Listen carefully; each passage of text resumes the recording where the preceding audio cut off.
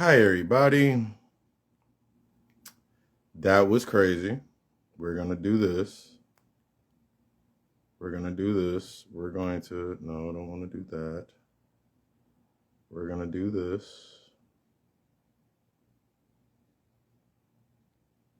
I ain't been live over here in a long time. Go here. Go here. Da da da da da.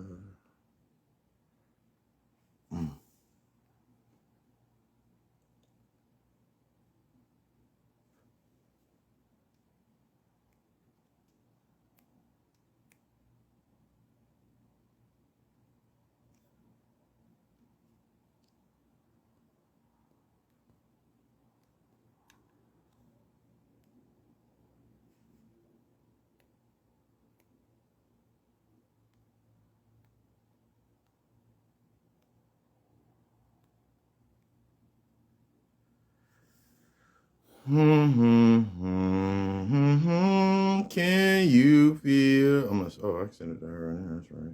Go here with her. Crazy, bruh. That shit ain't never happened before. That shit crazy. Let's just send it out to some people. See who comes in. Let's play the game. Wow, that's never happened before. We back in the building. Eskimo Pimp is in the building. The one thing that we notice about anything when it comes to aspects of creating messages, doing this work, is understanding the access to those paths. And I don't like the way this light look on me, so I'm going to change these colors out so you don't get trippy as I'm changing out these colors. Instagram still ain't got up to date with their color scheme. It's okay. We in here. I don't like none of that. That's weird as hell to me. I don't want to be green. I'm not that color in real life. Boom. Now we back. All right, cool. But yeah, as we let it fill back up, I'm going to send, I don't know how to share this to people or none of that stuff. So y'all just chill with me. We got all this. We in the building. All right, what I say? No questions yet. All right, cool. I don't know how this work over here in the universe. Over here in this universe or whatever. I don't know if do y'all have a link on y'all end? Is there a link on you guys' end that y'all can send it to others or whatever so we get the space filled up? Yeah.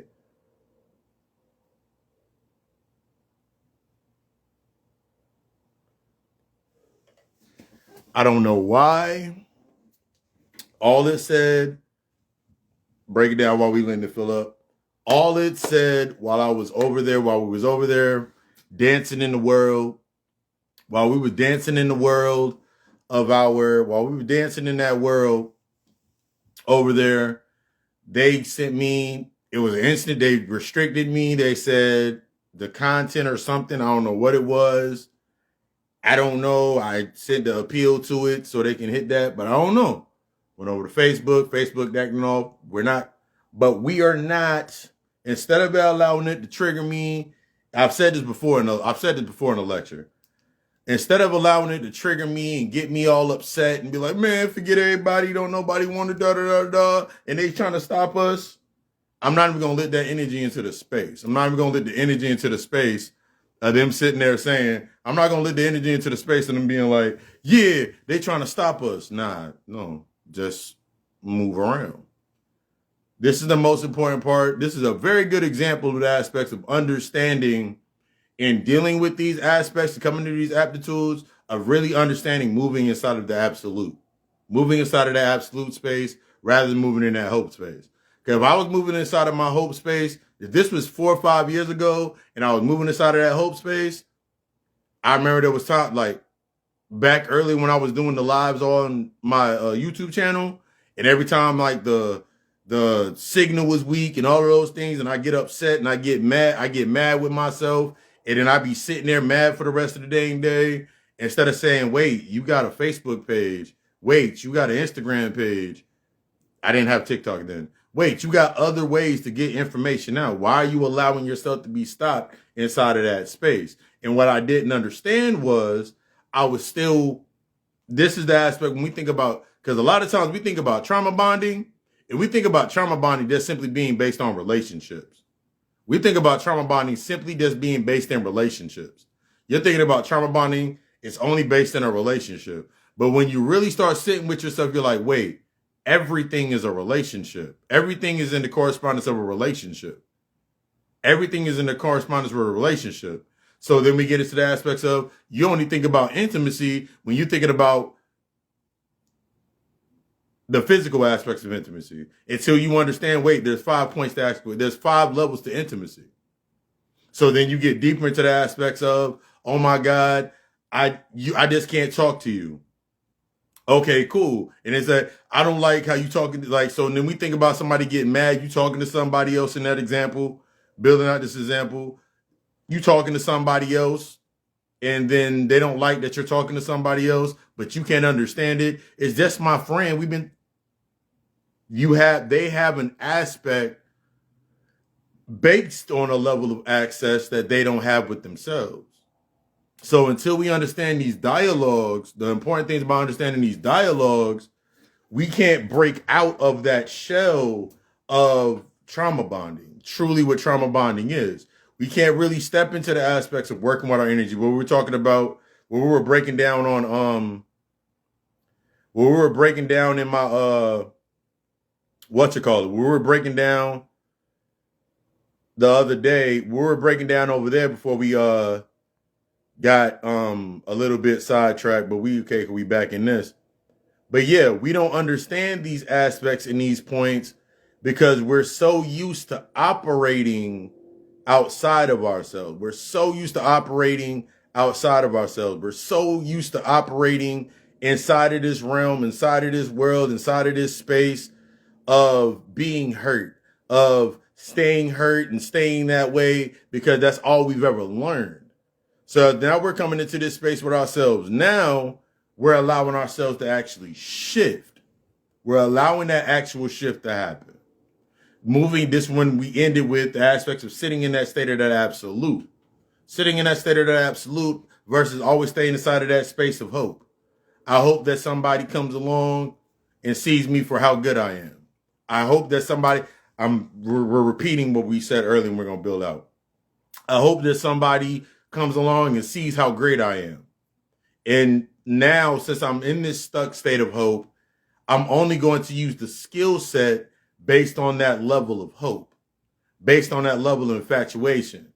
If every day you see Shorty, she goes outside in the apartment complex, the housing complex or whatever, and every Saturday she's outside the same time every single AM washing her car, and she got on the low-cut shirt, and she got on a bikini washing her car, and then you notice her every single day, in your mind, the reason that you're able to see that in a certain way is because you have a hope. Man, I wouldn't let my woman come out the house like that. I wouldn't let my girl come out the house like that. So you say, so that's why you get to see that. So now inside of your space, you're saying you're now creating this point with this person of that can never be my chick. But if you come from a healed space, let's say you're in that space of the absolute, it is hot outside. I wash my car. Shit, nigga, I washed my car with no shirt on too if it was hot outside. If I got it, if I had it, I damn sure gonna show it. So now we go through these, now we start understanding these dialogues. We start, man, she don't respect herself. Your respect based on proximity. Your respect is only based on proximity. Your respect is only based on the capacity, based on a certain capacity and a certain level of ability. What you're telling yourself is you would never allow anybody. So now you're creating a space that's going to be based on that ability. Because now that's how it matches. Because somewhere other spot in your life, that's what you're used to. Where did that come from? When we talk about the aspects of this narrative of controlling a narrative, self-gaslighting, that's what we ended off with. We were talking about the aspects of self-gaslighting. calling yourself crazy, talking yourself out of things, pulling it from anything based on gaslighting is keeping the ignition in the infatuation or the state of your comfort. Keeping yourself infatuated with your own comfort. I have enough. So why doesn't it feel right?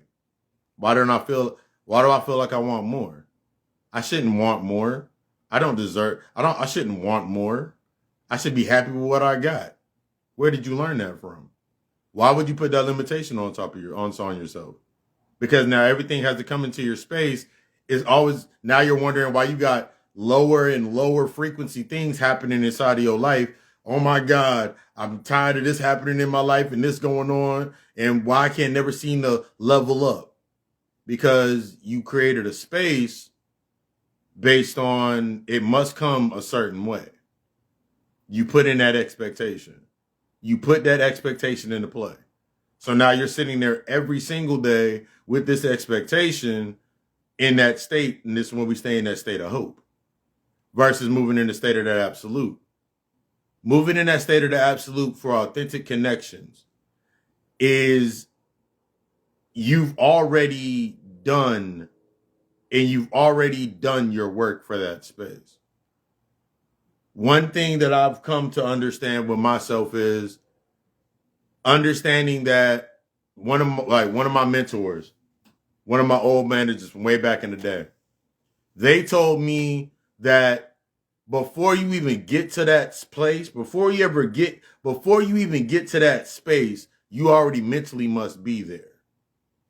Which, as I've built out over my years, that means once I'm mentally inside of that space, that means I can mentally see myself in said space, in, let's say, said relationship, said this aspect. Where are my emotions at inside of that space? My energetics, my energy. Where's my energy at in that space? Am I calm inside of that space? Am I sure of myself inside of that space? Am I confident inside of that space? Maybe I'm still a little bit shaky when it comes to the aspects of rejection. Maybe I'm still feeling that little sense of rejection.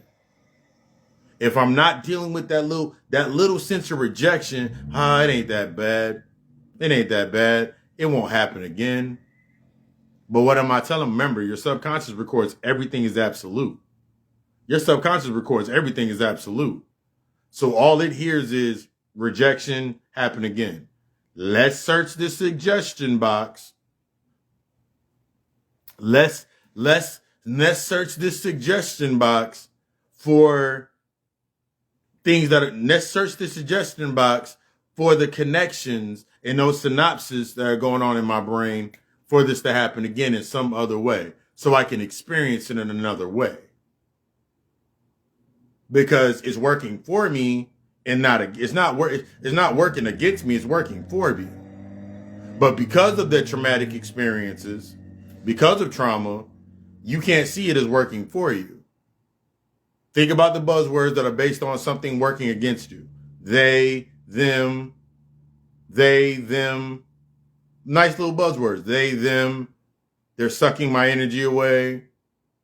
No reciprocity. Think about the buzzwords that you're using in the state of the aspects of that you'll use to build out that bridge.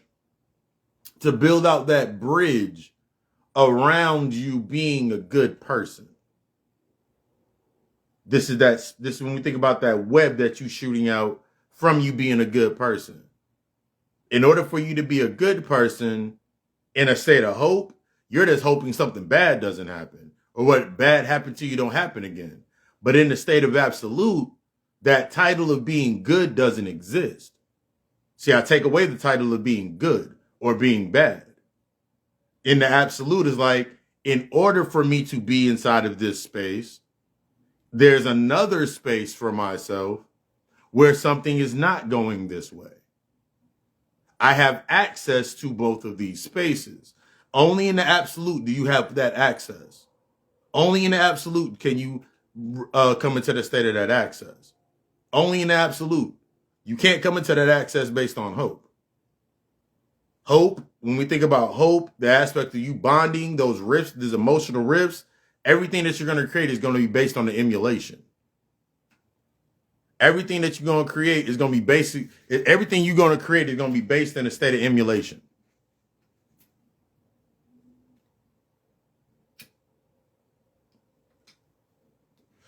You did it because you read it in a book.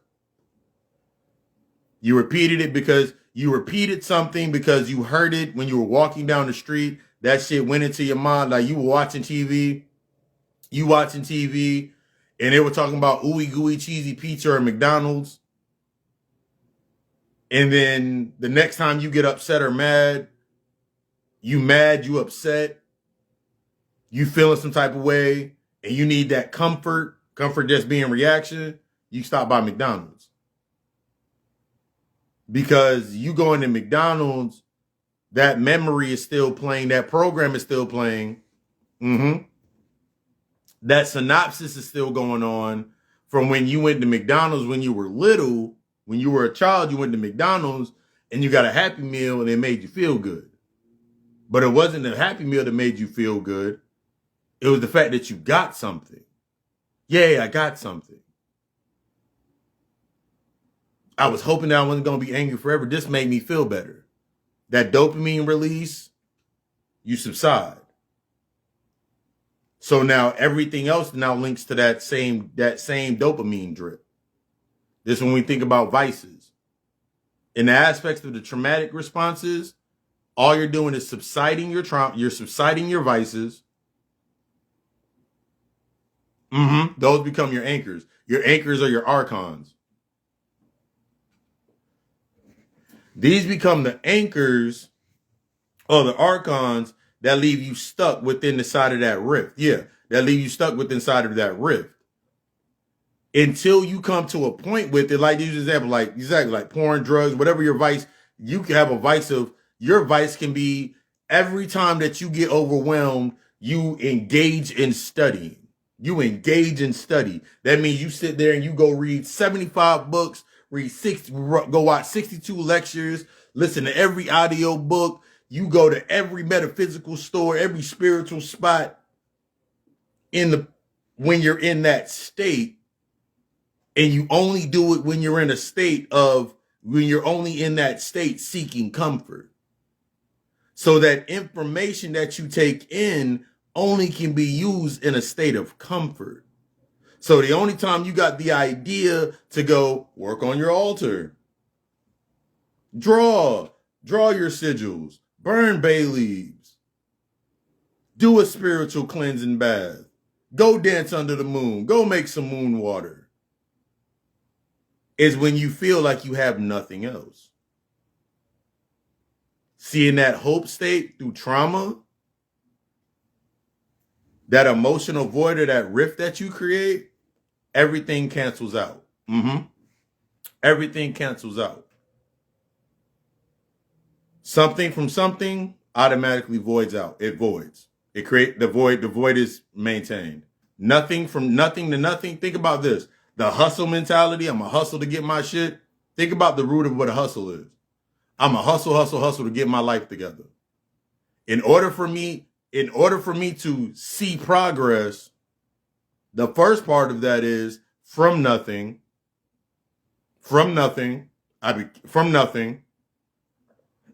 I don't feel the feeling, so I don't feel anything about any of these things. I'm still stuck in this state of the nothing.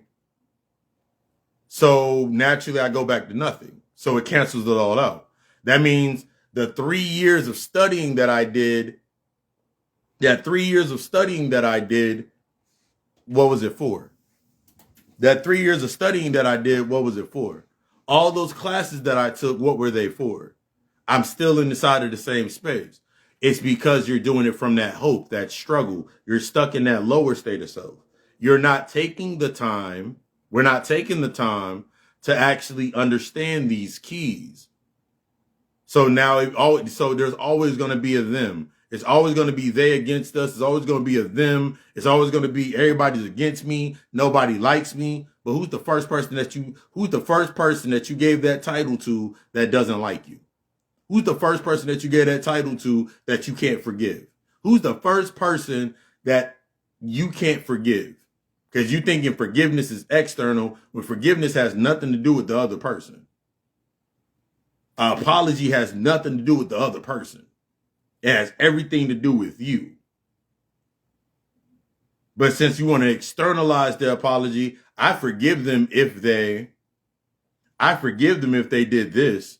I forgive them if they just admit this. Then what? What if they admitted it to you? Then what? Besides you saying, thank you, I needed that. Now you move. What are you about to do now? The same thing that you could have did, but the same thing you could have been doing, you put a limitation on, and now you're going to say you're going to go start doing it. But you have to think about it like this. From something comes something. That law of even exchange. From nothing comes nothing. That law of even exchange.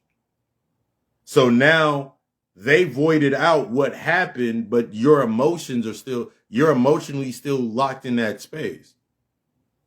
You're mentally still locked in that space. You're still thinking about, I wasted so much time. Why didn't they say that earlier? So now a whole nother list of dialogue comes up based on your comfort zone to make you keep doing, you're going to keep doing the same thing. Versus sitting in the state of the absolute, that aspect, coming into the aspects of that healing process. You ain't giving it to yourself. I absolutely must be honest with myself. I'm not giving it to myself. The love that I perceive myself to desiring and wanting, I'm not taking the steps to learn to give that to me, learning what that is for myself. I'm not learning it. That is my first step into the absolute. That is my first step into sitting in the space before I can even step into my darkness. I must first step into and look at where my shadow was casted from this idea, that limitation that I put on myself.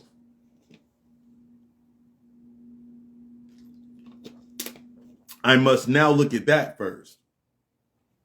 Or else, what am I going to create? Another vice.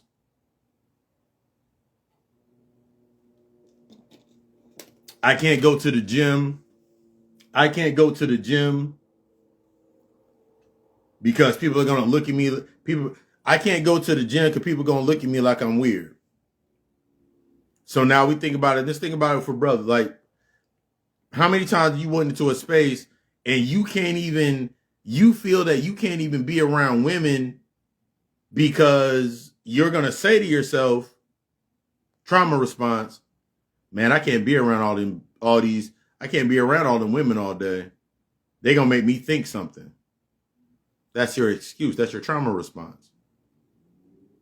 That's you trying to suppress your urge instead of learning your urge. Ladies, do the same shit. Ladies, do the same shit. The moment that guy makes you feel some type of way and you're feeling all good, all of the emotions come up. Not some of them. All of this energetic comes up. That's not just some of it. All of it comes up.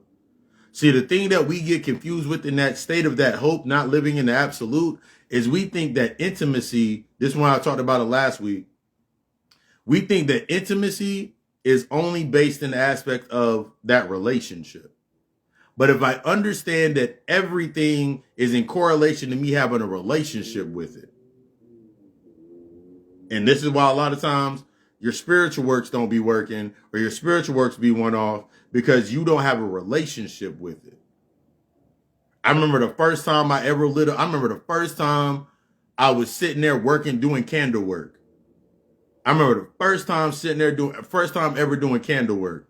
And I'm sitting there with this candle and I got my Florida water and I got my Florida water and I'm cleansing the candle and I'm sitting here going like this. And I start laughing. I'm like, I'm stroking a candle right now. I'm getting really intimate with this candle right now. I'm laughing. I'm like, I'm stroking this candle right now.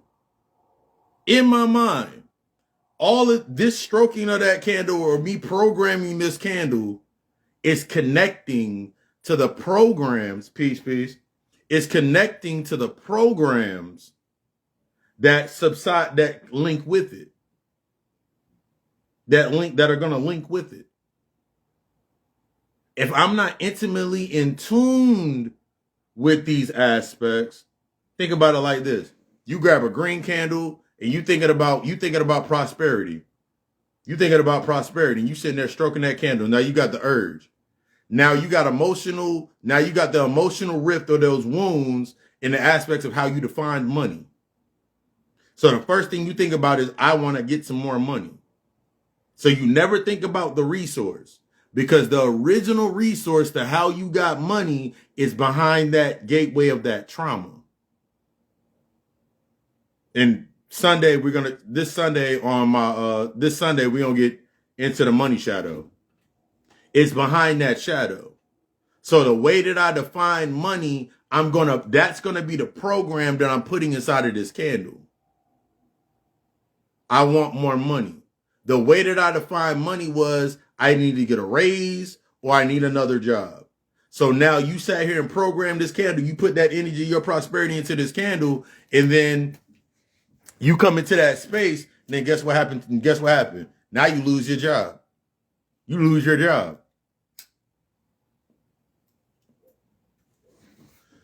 This is the beginning of the bond. You lose your job.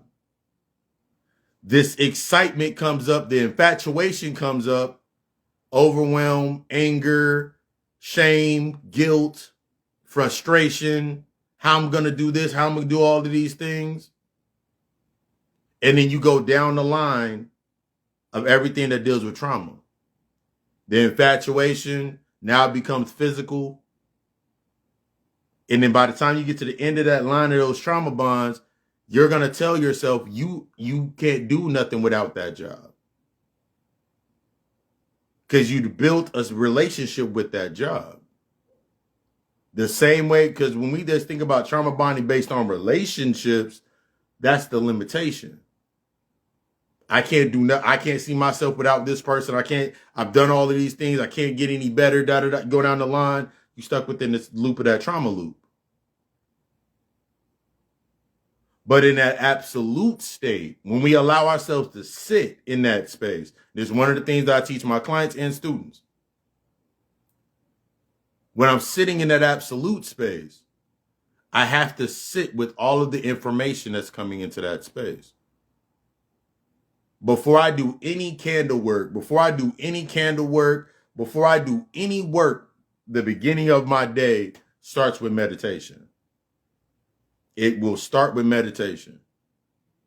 Getting deeper into the science of the meditation, I'm coming into that, I'm coming into that. I have to sit, in order for me to reprogram my day, program out my space, I must sit inside of the theta space, the theta wave, or that theta wave. Where is my theta wave linked in the brain? The brain wave theta wave is connected as above, as below. So where below is my theta wave? My theta wave, I must become intimate with my sacral chakra. My sacral chakra has everything to do with creativity, my confidence, my competency, my comprehension. So that might be off. So if I sit here and I'm messing with, so then I get that red candle. Now I grab a red candle, use an example, grab a red candle. That's power. That's the root chakra. That's the power. That's security. That's the rooting effect. And now I'm programming this candle. Security. So what am I trying to secure? This is one more thing. I'm trying to secure I'm trying to secure the relationship with my soulmate. For some people, I don't know why. I know why. I know why. I know the multiple streams of the why. But I don't know. I'm going to ask the question, why does everybody think that you're supposed to be forever with your twin flame? I want to have my twin flame. You do realize that your twin flame is the example of the something and the something, or the nothing and the nothing. They're meant to reflect all of your voids, everything that you need to deal with. And also, your twin flame is just not an aspect of a physical love based relationship. It's any relationship. It can be your twin flame, can be your cousin. Your twin flame can be your best friend. Your twin flame can be your baby father. Your twin flame can be anybody inside of that space. It does not have to be somebody that you are romantically involved with. That's another thing about the aspects of the trauma bonding. Trauma bonding keeps you in a constant state of romanticism. You're romanticizing.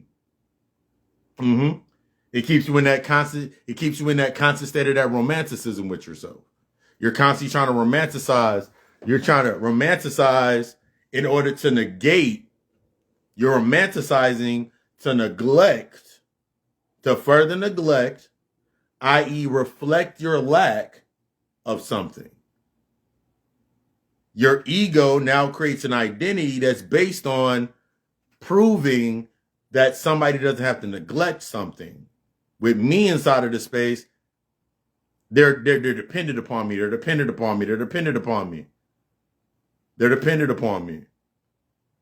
Now go all the way back to the first relationship that you ever saw. Relationships with your parents. Relationship with your grandparents. I can guarantee almost 85% of those, 85% of relationships are based on survival. So it was based on getting something and leaving something. Something, nothing. Or nothing to something and refusing to go into the nothing again. Or something for the fear of losing nothing, for the fear of having nothing, refusing to go back into that other space.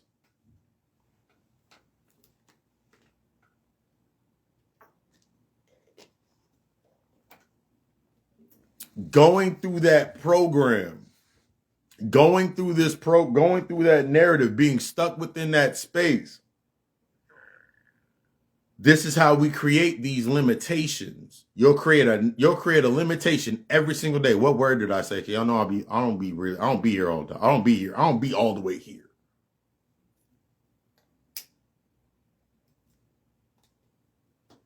So now I'm sitting in my space and I've created 75 fucking riffs.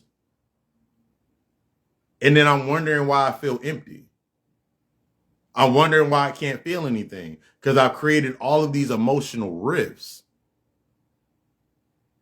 And I can look down inside of the rift. Whether the rift is right here, whether the rift is in front of me as a hole sitting in front of me, or the rift is right there on the wall.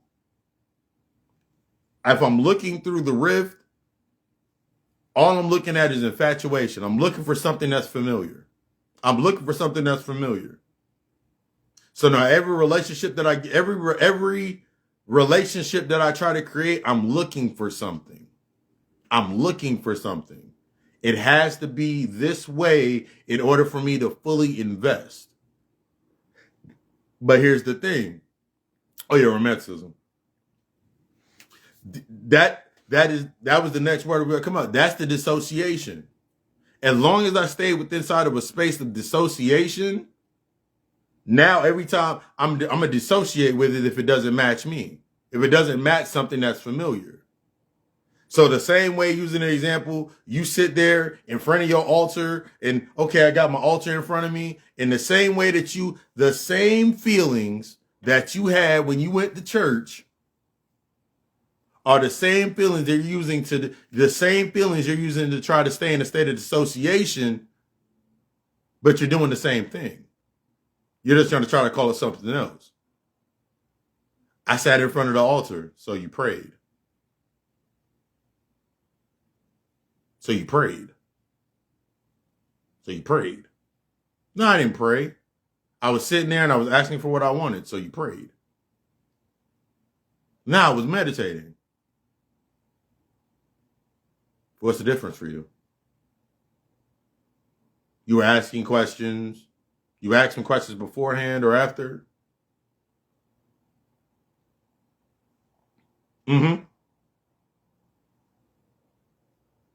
Because all you're trying to do is get to a point where you can fill a certain void. The void, you can never fill a void. As I was saying on TikTok, we were saying on TikTok earlier, all the void does is collapses in on itself. And until you acknowledge it, it will continue to collapse in on itself. And as long as you're stuck within that state of bonding to something, as it collapses in on itself, since you haven't cleared it, because you can't get rid of the void. All you can do is clear it. Or you got to clear that space. Whatever you're putting, you're feeding that void. So if you have the strangest urge to feel that, the strangest urge in your vices to fulfill that urge. So let's say you're highly addicted to porn. Until you get to the root of why, till you get to the root of the porn, and you get the answer every time, because you watch porn, you go rub one out, then you feel shameful, you feel dirty, you feel messy, you feel shame, guilt, whatever it may be, but you don't sit with it long enough. You immediately want to go clean yourself up because you've released. What did you release? You released shame. You released your guilt. You released your insecurity. You released it. You released it back into the void. You released it back into the nothing so it can become something again.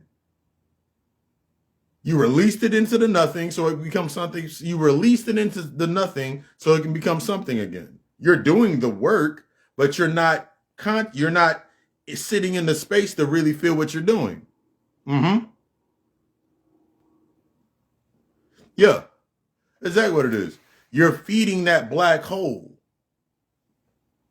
I'm just going to dump shit in here and I don't know where it goes. It collapses in on itself.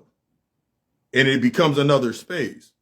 So it moves. So now it shifts. And since you're not intimate and in attunement with these feelings of yourself, how you actually operate, you don't know where it moved to.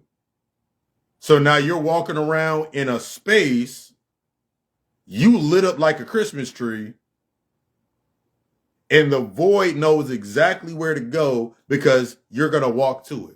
You're in that state. You're the light walking through the space. And since now you're stuck in this aspect, the context, you just growing a crop of problems. All you're doing is growing crop. All you're doing is growing a whole. Every season, this when we get into the aspects of these seasons, since you don't know what season you're in, you don't even know what crops you're planting.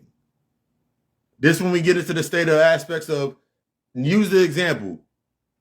Every season, you got to understand and define your seasons. See, in the absolute space, this when we get into that, not when we think about the Gnostic teaching, when it says this is an inherently flawed space, and that's why we think we're going to look at the 4 seasons.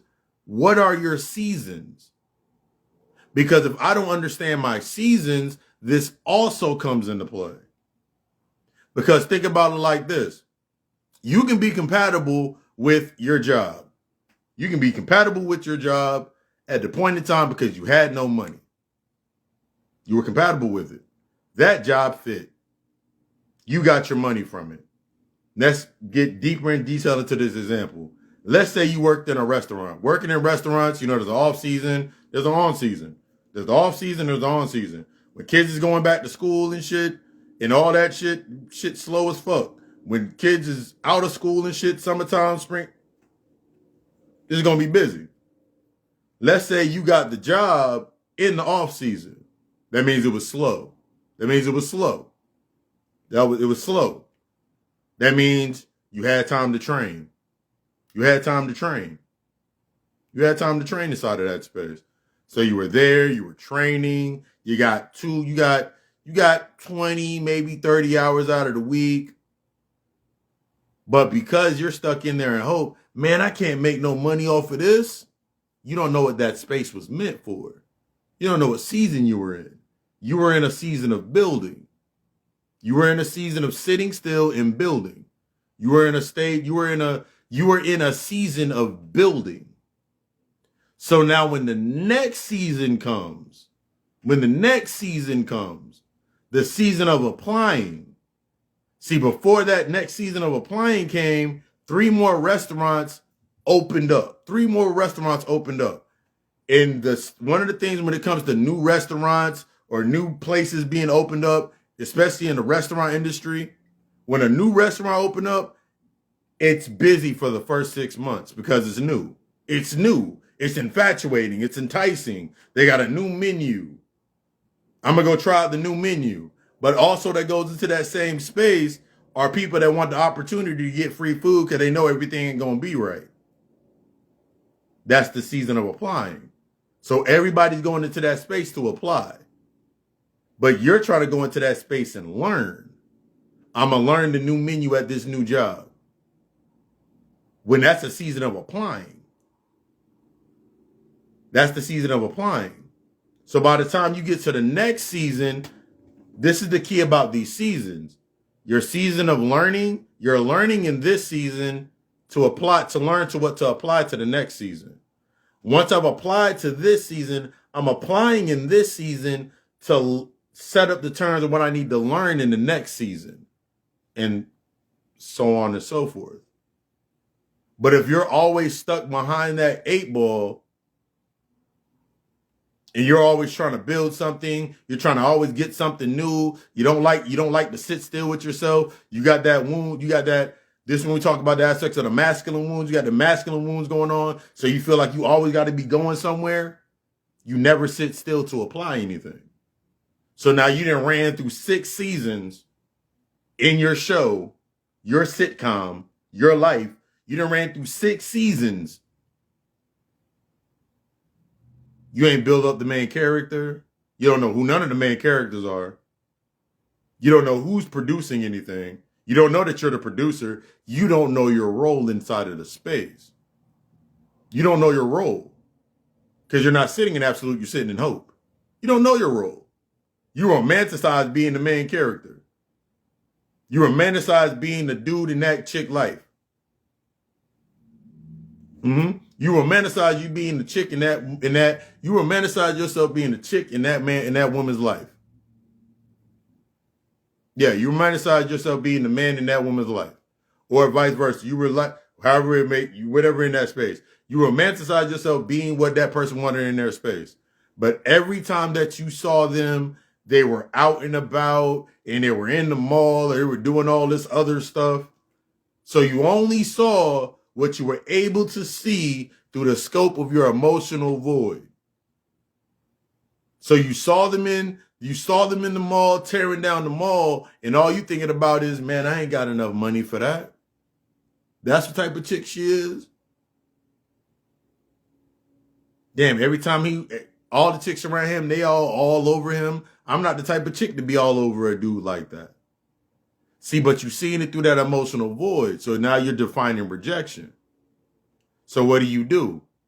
Instead of applying, you react. Instead of learning, you're facilitating or grooming. So now inside of your season where you should be learning, you're grooming. You're gathering. You're sitting there with all of that emotional void, that emotional point of that trauma of not being accepted by your parents, not being accepted by somebody. That's what you're grooming yourself for the next season.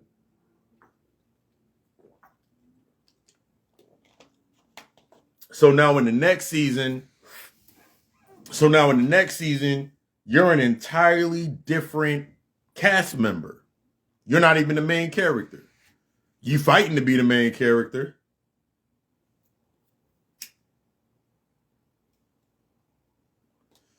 But then think about it. What if you get it? Now you got the role.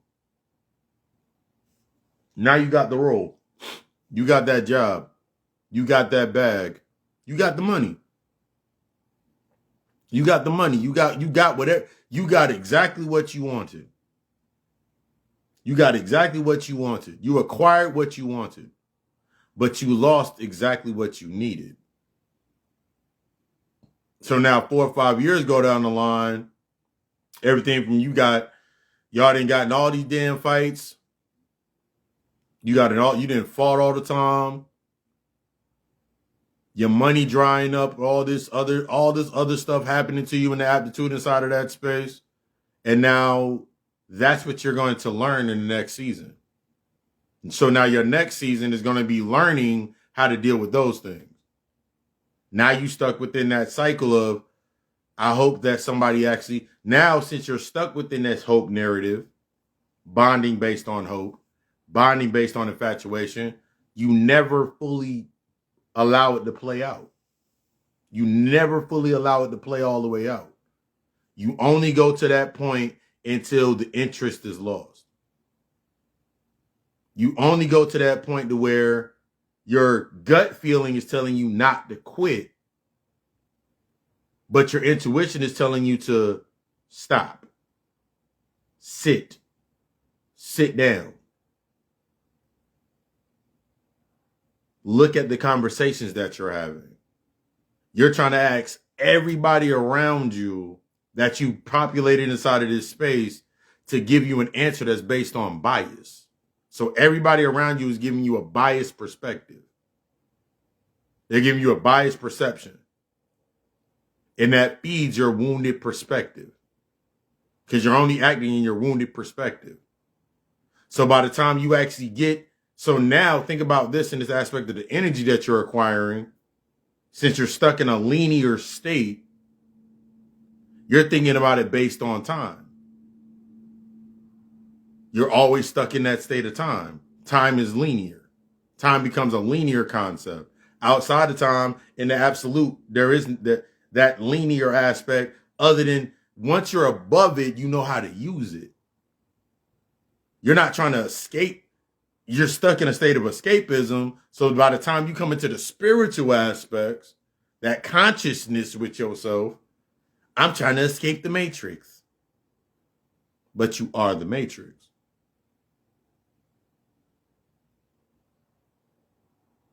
I'm trying to escape my humanity. You are the results of your, everything that you're trying to escape, you're the results of your, that's the result of you. That's the result of you allowing, when you were younger, you allowed Jesus to take the wheel. That's the result of you still giving that role to your mother, of letting your mother take the wheel. That's the role of you gave, I'm going to give my pop still holds the wheel. So now you develop a space and you never get out. This goes to the next level. I don't learn my basics. I do not develop my purpose. I don't develop my purpose, i.e., so I don't develop my basics. I don't develop in aspects of my basics. So since I'm not within my purpose,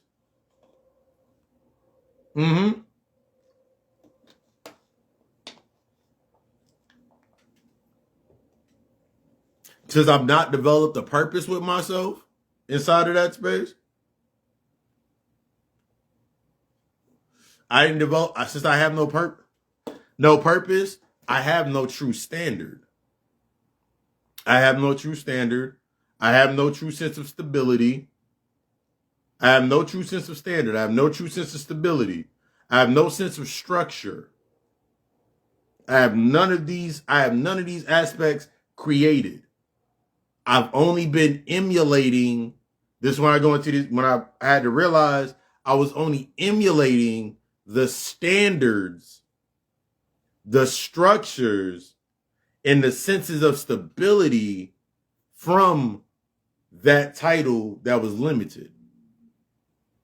So what I did not like, this aspect of this hatred for a parent, this hatred for people, and not understanding that hate just simply means not hate and fear, just the inability or the lack of the capacity to understand. You become what you hate. You become what you talk about the most. Since I'm stuck inside of that space talking about what I hate the most, I become it. So I become those standards.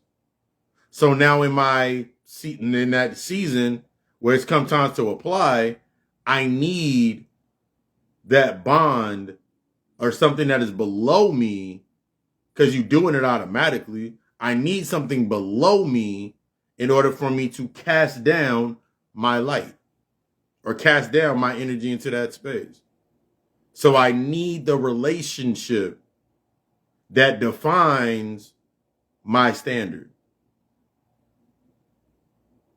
my access, my availability, because I don't have a purpose.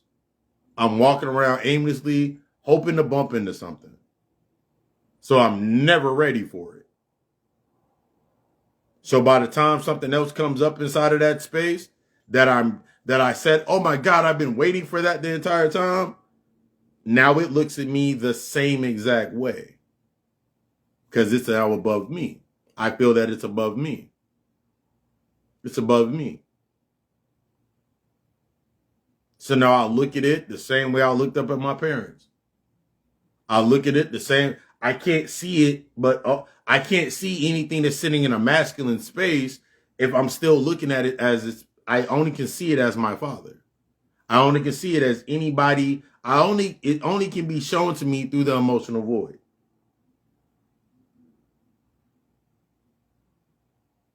Damn, you're doing something my mom didn't do. I really like that. I'm going to give you access. You're doing something that my mom didn't do. Mm-hmm. All of these points of access that you created contracts. When we think about those contracts, you created a whole bunch of different contracts in order for you to move a certain way.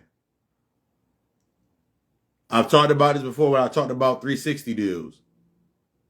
As long as you're living inside of a trauma bond, every trauma bond that you create is the 360 deal. That means what you came in there with is what you about to leave with. You came in there with guilt and shame on you. You had guilt and shame and you were trying to sell your trauma and you're going to leave with that same trauma with interest.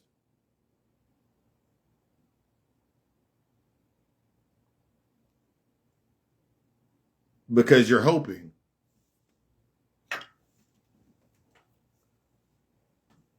Think about this. You come into yourself. You come into yourself.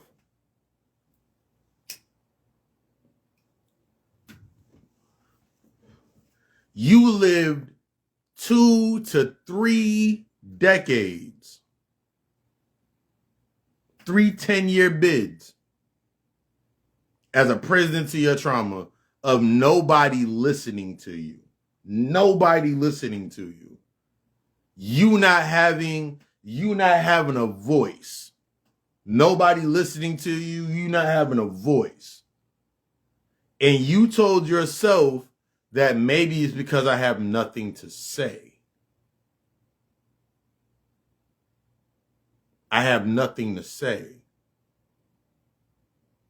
So now it's through that traumatic loop.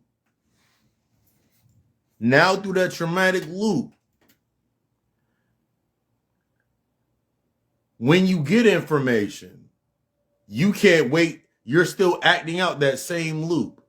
So now you're trying to share your experience. You're trying to share this shit with the world. Greatest thing that I tell everybody all the time. Nobody knows you. Nobody knows you. You haven't extracted and simplified that information for yourself. You haven't done that work to yourself. This is when I always go into the aspects of understanding that there must be the honesty is the comprehension of the need for transparency and the need for that, the need of absolute transparency and the need of absolute vulnerability. The need for transparency and the need for absolute vulnerability. The need for absolute vulnerability. Or else how can I move outside of my comfort zone? So if I'm only gathering information to reinforce my comfort, what do you think is going to still play out? Now people don't want to listen to me now. Man, it goes from my family didn't listen to me to now they don't want to hear us talk about this. If I start every sentence with they don't want to hear us talk about this, I'm looking for an emotional fill. Because that's going to trigger everybody. Everybody's going to hear that buzz phrase, and then they're going to tune in. But they're going to tune into it as long as it's infatuating. As long as that infatuation exists. The infatuation burns out, then there's no application process. Because I spent 15, 20 minutes talking about they, them, and all of these things. But then when I go into the process of, okay, I do this, we do this, I ain't built it out yet. That's something that I had to learn. And the aspects of me being in that absolute truth, in my absolute truth, in my absolute authenticity. That means those times when now I had to start learning those times where I was like, ooh, I want to jump and tell everybody. I had to sit with it for a little bit. I had to learn how to sit down. I had to learn how to turn that into a practical application. In order for something to become a practical application, that means I must clear the board and first understand that I'm the control, I'm the constant. And now something must now become my control in that factor, in that space. My purpose. My purpose is fully transparent. My application through my process is always in the aspects of being vulnerable. That means always being open. Now that I know that I always have to be open, how do I protect myself? That's the first level of my work. My first level of me becoming open and setting my intentions around me being open, I got to set my intentions on my standard. Once I set the standards, once I set the structure of my standard and I write out my standard, my intentions in my standard, now I can create that structure, or i.e. the first foundation. Once I have that foundation in place, then I can start building the aspects of the stability. But what triggered inside of my structure? I'm trying to build a new building. I'm trying to build this new space, but I still got some stuff over here I need to deal with. Now I'm gonna rush past it. I've done it before. I've gotten the other job, and then I would say when I get my first paycheck, I'm gonna do this. When I get this, I'm gonna do this, but I don't do it. And if I do it, I do it half. I go by half the energy because I have not built that actual stability. I haven't built that level of stability with myself. I'm not intimate in just the simple thought of, oh my God, what if I'm homeless? What if this leads me to being homeless? I don't want to think about that. I don't want to think about it. I don't want to think about that. But just because you're not thinking about it in your current state, that does not mean there's that other version of yourself.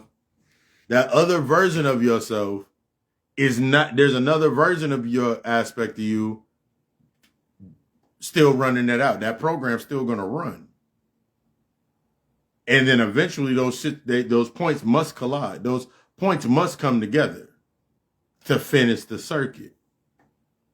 In fear, that circuit happens fast. That shit happens hard, fast. It's painful. You're crying. You teary-eyed and all that shit. Because you're in the fear-based state. You in hope. You hoping that it don't happen. Hoping that this is when you think positively. Fuck that. Think constructively. You trying to think positive. But in order to think positive, I also got to think negative. I have to acknowledge the negative. So I'm aware of thinking positive, but I don't want to be accountable for the negative. I hope that doesn't happen. I hope this doesn't happen. I hope I can do this. I hope I can do this. So now you split yourself. You can't be in a state of absolute with yourself. You're not whole. You're fragmented. Once we acknowledge that aspect, we can learn how to use it. Because there's going to be points in time where you have to split yourself.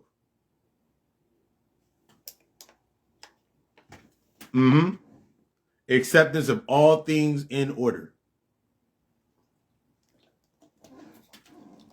The simple acceptance of The simple acceptance that I learned, one of the most simple forms of acceptance that I learned was everything is in order. Everything is in balance. Everything is doing exactly as it is supposed to be moving. My access to that space is based on my capacity and my abilities being defined. So if I walk into a space, let's say walk into my job. I walk into my old job at that point in time. And the screen is full. You don't take it away. Once again, you don't take it away. You don't take away or remove it. You don't take away or remove it. You must acknowledge that root of where it is at.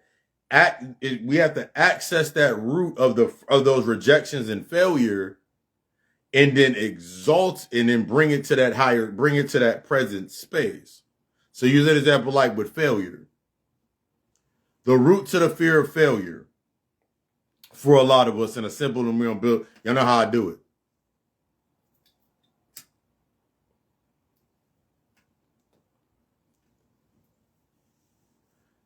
Let's use failure as the example.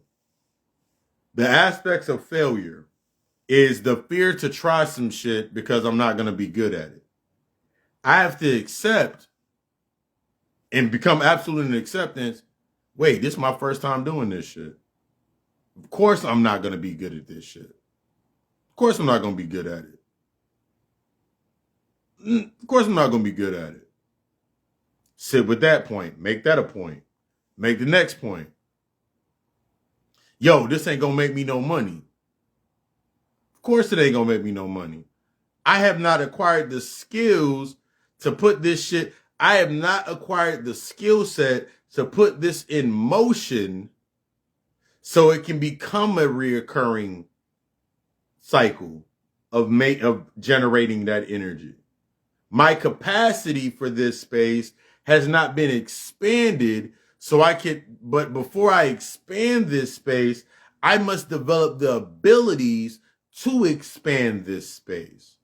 This space is at a different level of standard, a different level of structure, different level of stability. Now I have a choice. I can do just enough to stay within the standard. That means you go to work and work just enough hours in the day. You do just enough busy work in the day so they leave you alone. That structure, that gives you just enough structuring, time plus rate of pay to give you a certain sense of money at the end of the week or that level of stability. You do just enough inside of that space. Just enough. Now the opportunity comes up for you to display, because you sitting there telling them, yo, I wish they pay me more. I wish they pay me more. I wish they could see me a certain way. Now you get the opportunity where they tell you to stay after. Yo, can you work a little bit later? Can you come in a little bit earlier? Can you come in a little bit earlier? Can you work a little bit later? Now you inside of that space. Since you based on hope, oh my God, they want me to stay a little bit later, come a little bit earlier? Hell yeah, I'm going to do it. So now you do it at that same rate. You do it at that same rate of energy. You have a capped off rate, a limitation, but you're going to do more work. That rate doesn't go up. Because when you had the opportunity, you didn't know how to capitalize on that opportunity. And when you did capitalize on the opportunity, you did some shit on some lower level type shit. You were like, can I get a free meal? Can I get a free meal?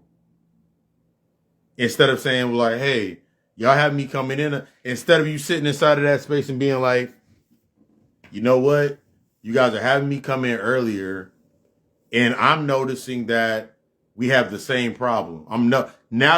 Because in the absolute state, when we shift it over, that absolute state, you'll ask questions. Those initial questions, you're not trying to get an answer that'll make you feel good. You get an answer that you actually need, no matter what the answer may be. It don't matter if it's a woman, it's a man-hating woman boss, or a woman-hating man boss.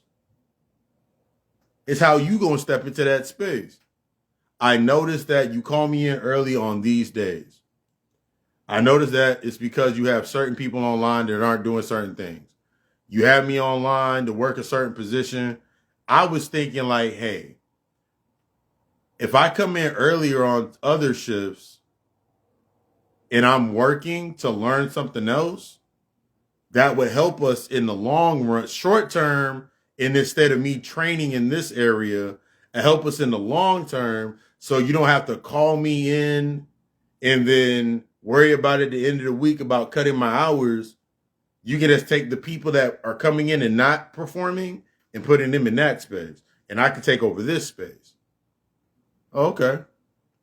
And of course you're going to fail in the beginning because it's a new position. The only thing that it can do is reject you. All they're going to do is either reject you. Okay. You afraid to be rejected on that shit? Why are you going to be afraid to be rejected?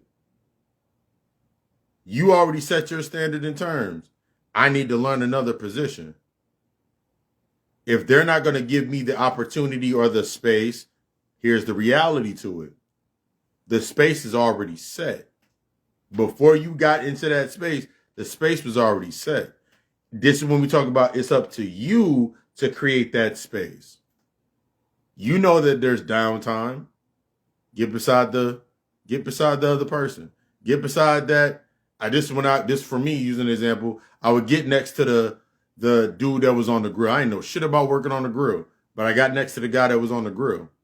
I would just sit there and watch him. I would watch his personality. He thought he was big shit. He thought everybody had to hand shit to him. I was like, all right, cool. Let me use that. Let me use this to my advantage. Let me go stand by the reach-ins. And when he needs shit on the grill, let me ask him what he needs. Let me play this role. Let me play that role of his assistant, his apprentice. Let me play that role. So now I'm sitting in that position. He's saying, I need this steak, or I need this, or I need this. Hey, go get me this. Hey, yo, go get me this. Hey, yo, go get me this. Since I'm operating in the absolute, accepting that there is an order, accepting that the order is already put into play, I'm playing the game inside of that space. The opportunity come up to where this nigga's working at a night shift, and he's like, hey, my man's over here. You're learning. And that's another big key of it. You're learning based on your learning style. When we develop the aspect, when we think about our learning styles, what is your learning style? This is when we become intimate with ourselves. Me, I'm hands-on. I can hear some shit and repeat it. I can hear some shit, absorb it, use it, make it hands-on. My top tier is hands-on. My top one is hands-on. Secondary is auditory. That means I can hear it and then do it. And then I got sight, and then I know my learning style, my top learning style. So I use that to my advantage. This person loves to talk shit. They love talking all the time, love talking about themselves. So their shit is to talk. Let them talk. You allow somebody to talk, and you move, and even when you get triggered, cause this, mind you, I'm gonna give you a nice, let me get some filler to the detail of this. This was a white guy. This was an old white guy. One of my first ever traders was an old white guy. This motherfucker did not like niggas. I thought he didn't like niggas. Everybody was like, oh, he don't like black people. In reality, he was like, I just don't like people that can't keep up. I don't like people that have to ask a lot of questions. I'm the type of person where if I say something to you, I'm only going to give you the chance to ask me the question once. But make sure when you ask your question, you actually are confident about your question, because then I'll give you the answer. So I understood what his style was. I broke away all of the labels of limitation that were put onto this element or this aspect of this person, so I could see this person as the energy that they were. So now I'm tapped into this energy.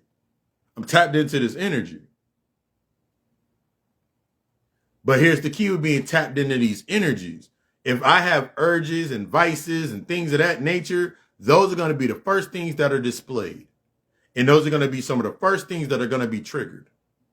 Those are going to be the first things that are going to be triggered inside of that space. He asked me, did I drink? I said no. He asked, did I smoke? At that time I was at, He asked me, did I drink? I said no. He asked me, did I smoke? I said no. He said, oh, so you're a little quiet kid. I was like, I mean, yeah. I'm not a quiet kid. I like staying to myself. I'm not all the way out and about doing all. Say, I like that. I'm feeding this person in a healthy manner. This is before I even knew what the fuck I was doing. Before you know it, now I'm in those ships. I'm in those ships. Now I'm working beside this. Now I'm able to reposition myself. Now when the opportunity comes up for me to shift and move, now I have buying power. Now I have authentic buying power. I have buying power now. I got stake in there now. I got an investment in there now. So when I step in that space, now I can actually set some terms. I can set my standard. I can set my structure. I can set my stability. Even if I go into that space, I remember the first time myself ever being in the window and I bombed. My first time in the window ever. I bombed for the first 15 minutes.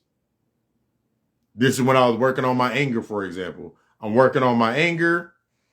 I'm working on my anger issues, getting to the root of my anger issues. One of the biggest aspects, I wasn't really angry. It was based on my being accepted.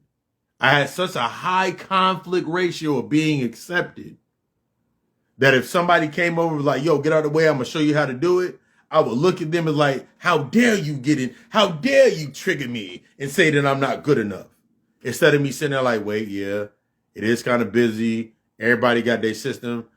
I have not learned the other personalities inside of this space yet.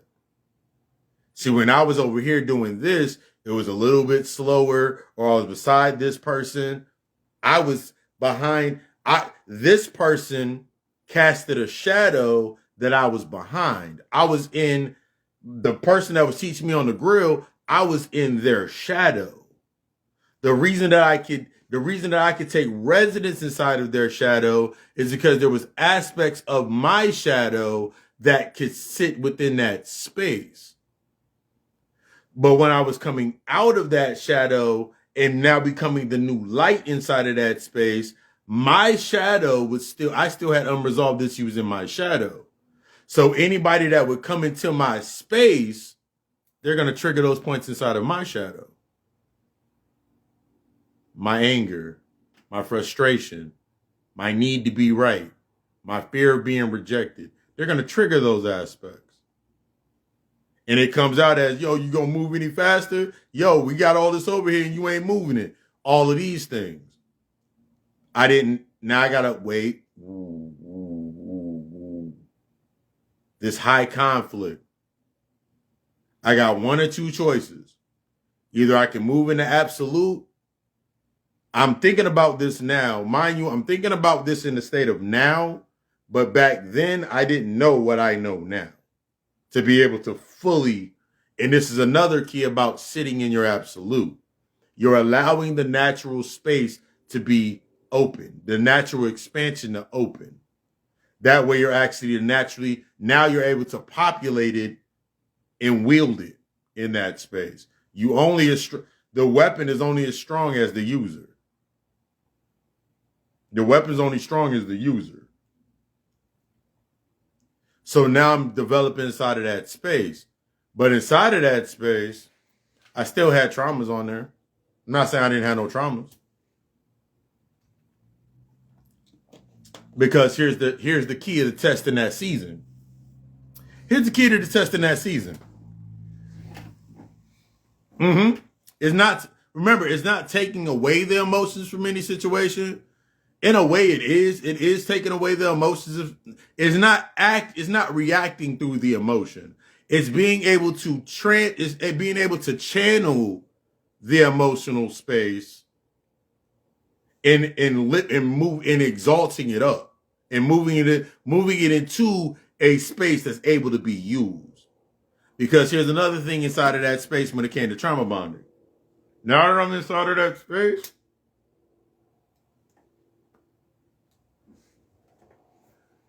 detaching.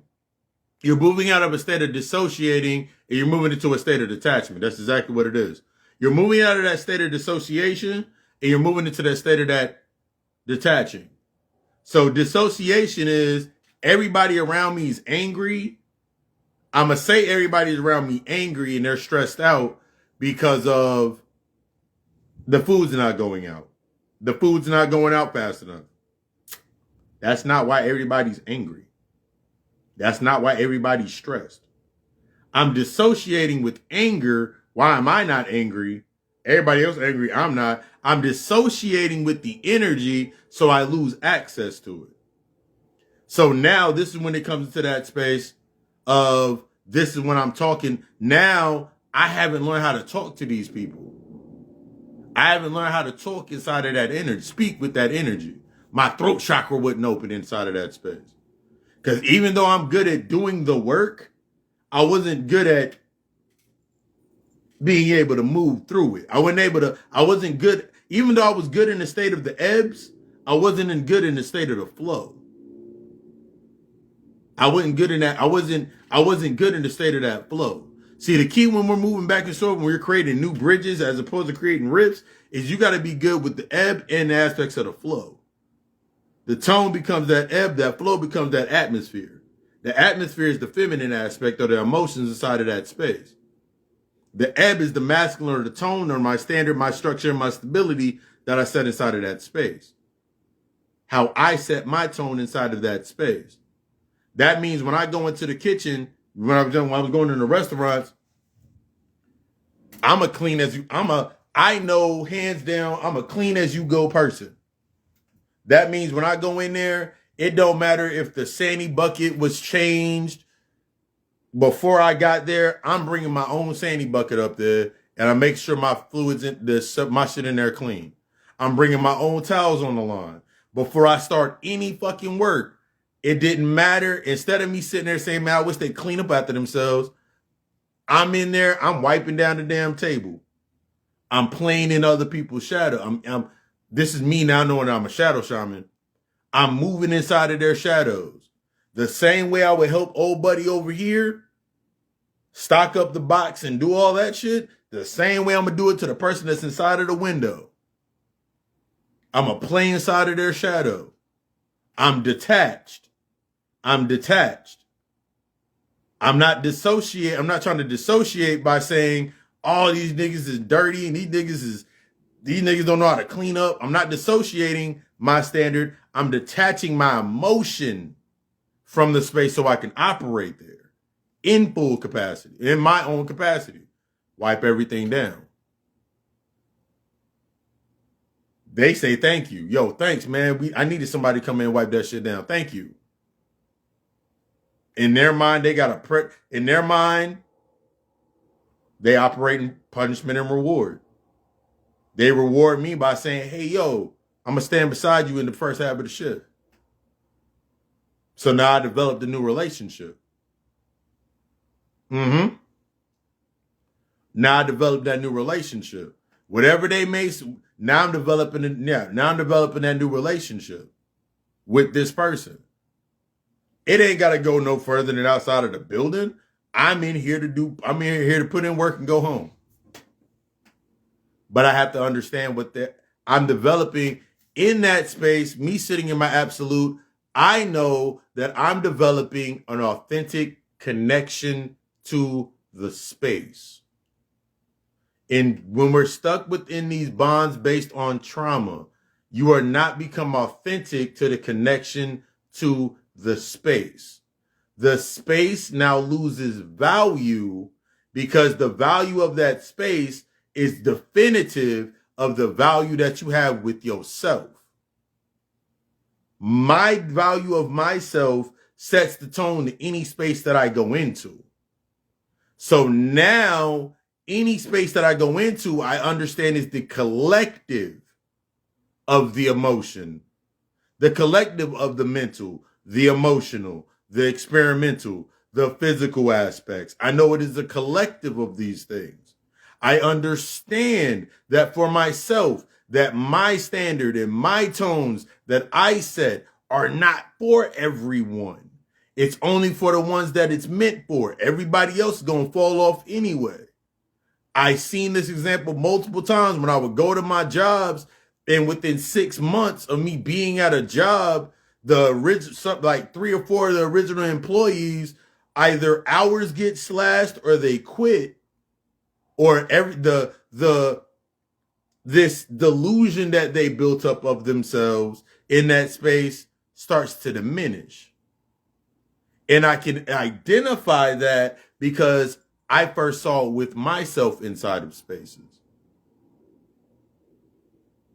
Now that I had that in order, while I'm getting that in order in the same fucking instance, now I'm thinking about the other relationships that I'm involving with. Because I developed that hold. So now this is another part of the game. This is another part of the game, faculty of the game. I was so good at doing this on one end. This is where a lot of times we get tricked. This is how we get tricked in the when you're saying, "Oh, I'm conscious now." Okay, you're aware of some shit, but you're not aware of the absolute of the space. Oh, I'm spiritual now. Your spirit, you're in a state of spiritual lusting. You ain't came into the aspect of spiritual love yet. Love is a state, not solely a feeling. So on one end, when I've created this space to where I can operate, I'm free, I can go to work. I still got the spaces outside of that space. Because now that space is always going to go good. But what's feeding it? See, this goes into the next level that I keep. What's feeding that space? The only reason I was good at work all the damn time, my whole life could be in shambles. Conversation with my parents is strained, family members is, all that other shit is fucking strained like a motherfucker. But all that got to stay that way, I haven't accepted it yet as absolute. I've accepted this space as absolute, but this space is still in hope. So when I leave from my absolute space, there's still a rift. There's still a rift in the other space. I'm still operating into that rift because I have not made this space absolute. So now I shifted. So now the same way I was taking people's names away from it's easy to do it when it's over here inside of this space because you're getting something. You're still emulating. You don't realize that you're still emulating some things. I'm emulating because what I said earlier, I'm moving in other people's shadows. I'm very good at moving in other people's shadows. As long as it's a benefit to me. I'm good at benefiting in other people's shadows because I'm still using dissociation to stay inside of those shadows.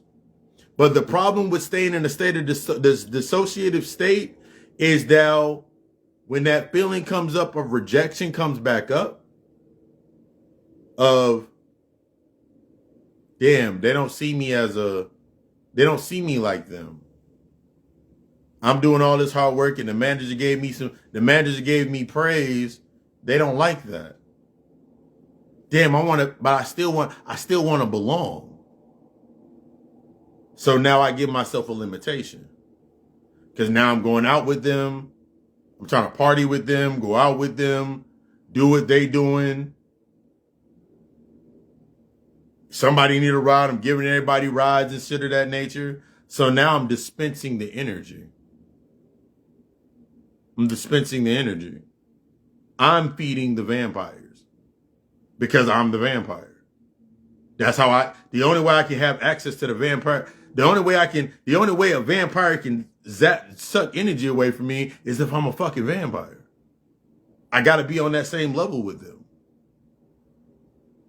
Either I'm praying or I'm praying. Either I'm praying or I'm in a state of hope that they like me, or I'm going to let them feed off of me.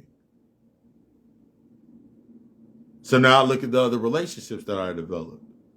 Because I'm so good at the job, and since I'm at the job so much, what's available to me? The bitches, the chicks at the job.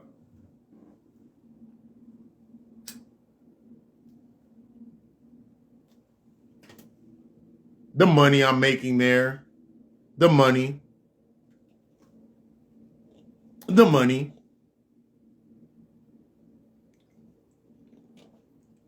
The money. The status. Things that feed the ego. Since I have not developed the way to capitalize in a healthy manner, remember, this still is not my purpose. I need something to define my purpose. This is when we come into the state of, I worked for 15 plus years in restaurants. 15 years in restaurants. 5-year cycles. 5-year cycles. And some of them 5-year cycles, I worked 2 or 3 restaurant jobs at once. And you know what I'm saying? 5-year cycles. By the 5th year, I was burnt out. Going through the motions.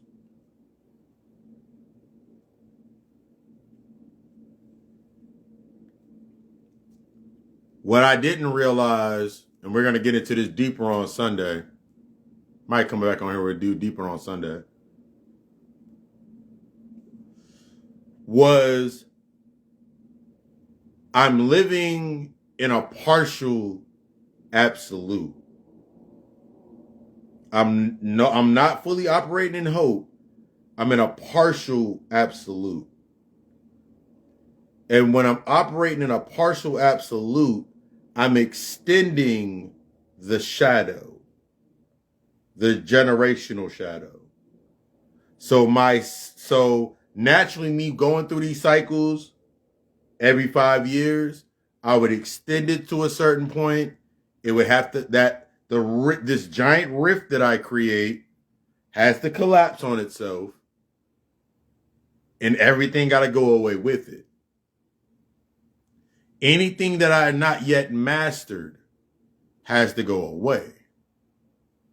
I didn't master financial security. So every car that I had, I'm making payments on it, I lose it. I didn't master my emotional intelligence. I didn't master my mental capacity, my mental intelligence, I didn't master the levels of intimacy. So of course the relationship goes away. See, the biggest thing when it comes into this healing process, and this is where people are like, oh my God, everything starts falling away. Everything falls away that you have not become intimate with. It's only when you're not intimate with it that you get that's when that trigger happens. Now you triggered. This, oh my God, I lost my job. I lost my relationship. Tired of losing relationships. We had a kid. How can I move forward? How can I move forward when I gotta heal from this, when I gotta heal from that element? Use an example.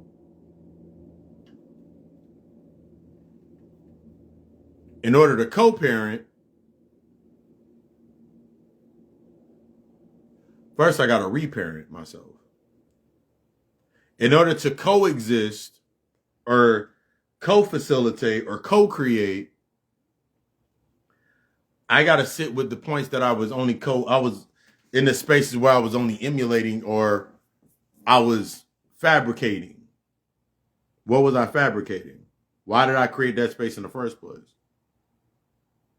I tell myself, for an example, when we get into relationships, I told myself that because I didn't see love or love displayed a certain way, I didn't hear I love you enough. This goes up to us for the fellas.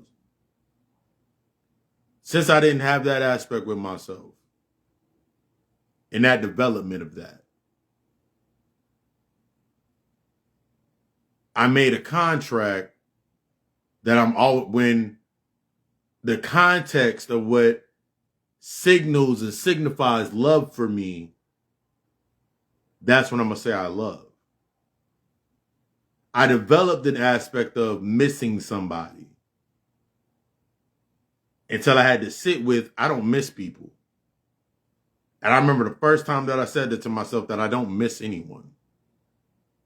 Because to miss someone is a disservice to them because it locks them inside of that space of what I miss. Do I think about others? Yes. Do I miss others? No. Because to miss is the same thing to me. How my mind creates it is based on lack.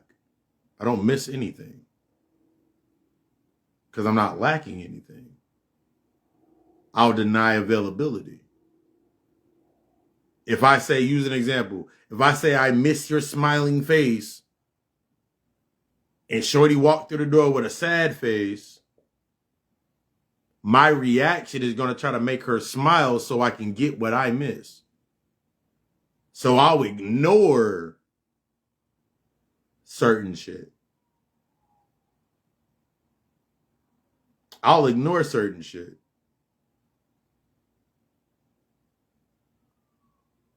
So now I ignore her taking accountability. So now when I come into a space to where now I'm big bad with myself, now I'm going to analyze and be like, you got to take accountability. I'm going to sound dismissive. I'm still using the dismissive. The same dismission that I used before, I'm using still now. Now I'm just becoming more dismissive.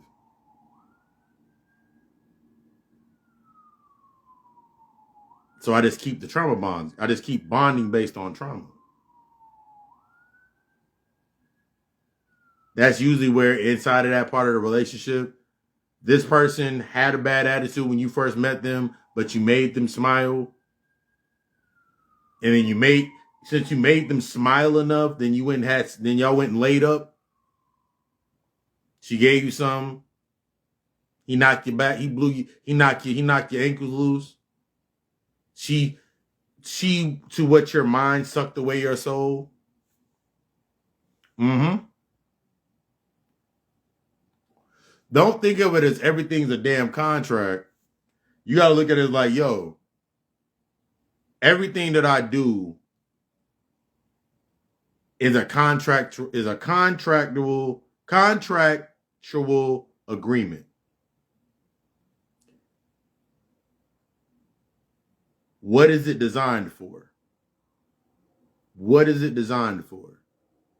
There is nothing that I do now in this current state of self, still learning it, of course. Nothing that I do now that I do not, at first, it was learning my purpose, to learn and develop my purpose, and now it's to act in my edge of my purpose. There's nothing that I do that is not coincide and correspond to my purpose. Nothing that I do that does not correspond with my purpose.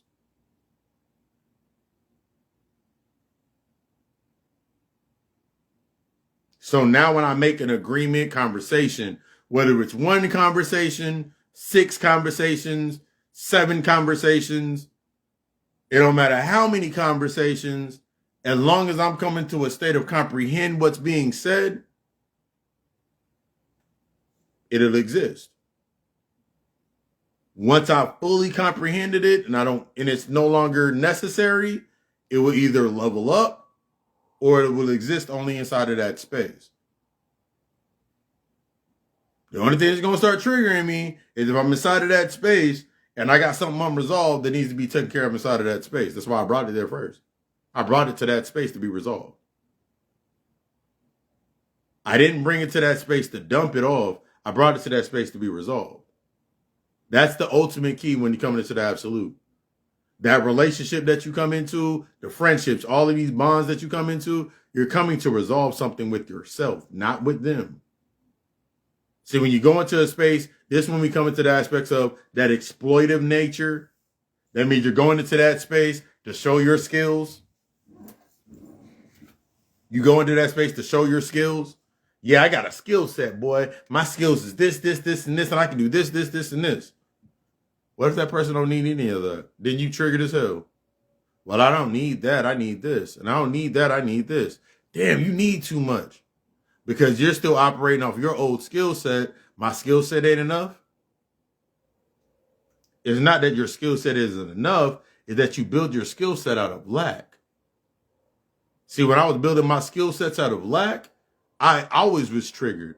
My immediate thing is to dissociate so I can become stay dismissive. My automatic thing was to dissociate so I can stay dismissive. Now that I operate in absolute, my shit is the aspect to listen so I can either connect or detach. And this is when we think about those levels. Everything is a level. Everything that's below a certain point is the buildup inside of that space. But if I'm so used to a title, I'll put a limitation on somebody in a heartbeat. You out here, there's people out here right now that you trying to say they have not showed the capacity to be an associate or the abilities to be an associate. They have the abilities to be an associate, but they don't have the capacity to go above being an associate. But since you gave them that title of friend, you're giving them access to friend capacity because your emotional lack or your low level of emotional intelligence, you need somebody you're used to since you were told, let's use them, you were told no all your damn life. This person tells you yes, yay, they're my friend because they tell me yes. Now, the moment that they tell you no, now you mad. Why you mad at them for?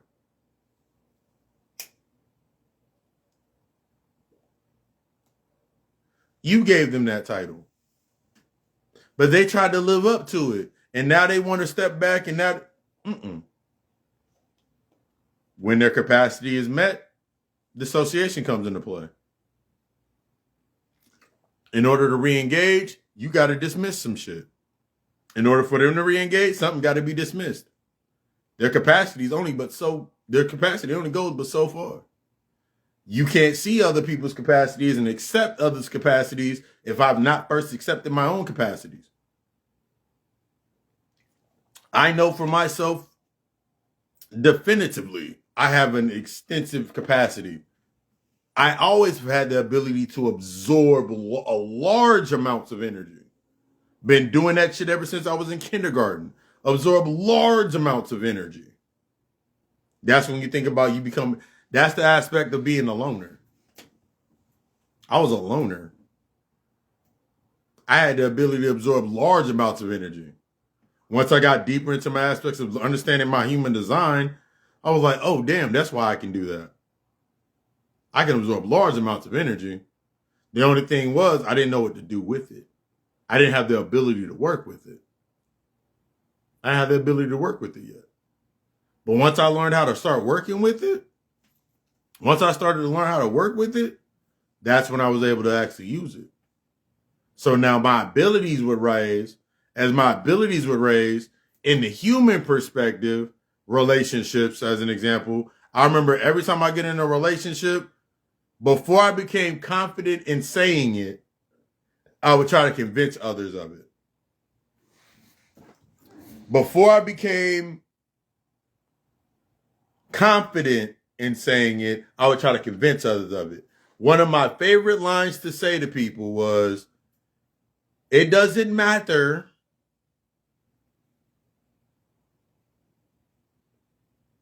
what we are during this. before this or after this. I am allowing you access to my space to learn. I was not confident in saying that shit. I would try to convince others of saying that shit. This is what happened when I would try to convince others of this shit. It would come to a point in time, let's use for an example, I'm working and now I'm in like year 4 of the job. This is my usual detachment phase. I want to do something else. But now I'm stuck inside of this space because I built these energetic currents to this person. They feed this energy for me. They feed it. I can feed, remember, I'm a feeder inside of shadow. I'm feeding off their shadow. So now it's time for me to level up. So now I'm inside of the space where like, I want them to come with me. Now I had the resource. One relationship in particular, I remember I met this one girl. This is like 2009, 10, 2010. No, 2010. I'm gonna let y'all know how recent this shit was. 2010.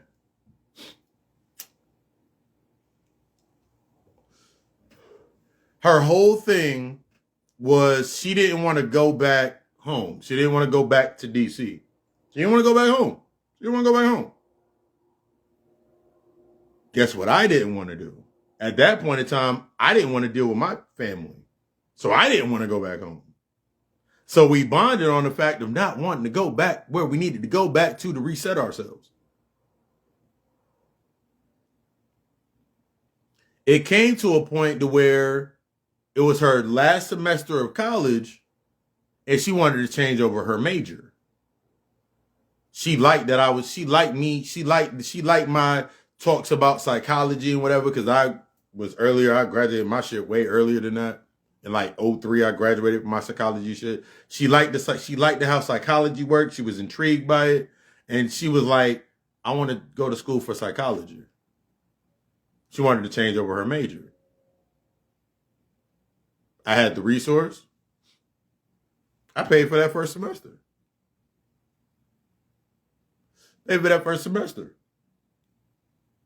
She went a couple days. But inside of that same space, I developed my friendship with my another friend, and she came to the end at the same time. I'm helping her. She wanted to be a cop. So like I'm helping her with her stuff of that nature. So this space is diminishing. This space is naturally diminishing on its own. I have to allow it to, I wasn't used to allowing shit to diminish. I knew the interest inside of that space was going away. Myself inside of that space, I'm not doing anything wrong. I'm excited for this aspect of this space. She sees it as a threat. I don't know how to have these conversations. I'm used to conflict. I'm just trying to be accepted. So I operate inside of that space. I do all these things. And then that was my first lesson in that space. It wasn't until later on that I could actually use what I learned in that space. See, a lot of times, this is like using an example. It's like you inside of a relationship and now it's at the end of the relationship and you just want that nigga to be a better man, or you just want Shorty to be a better woman. To be a better woman. Whoo, these herbs are strong. You just want Shorty to be a better woman. So everything that you get that's meant to be all the access to this information that you're getting, you're trying to use in a collective space. So you went and go grab the book, The Way of the Superior Man. And you were like, ooh, if my boyfriend reads this, he'll become a superior man. So when you're reading the book, you're reading it through what you're thinking are the eyes of what your man needs to read, but you're reading this through the void of what you wanted your father to read. If your father had this information, he would have still been there, or he would have been a different man. If your mom had read this book or had access to this book, she would have been a better woman. So that's what you're actually operating through. You're still operating through that wound. to try to make this person better.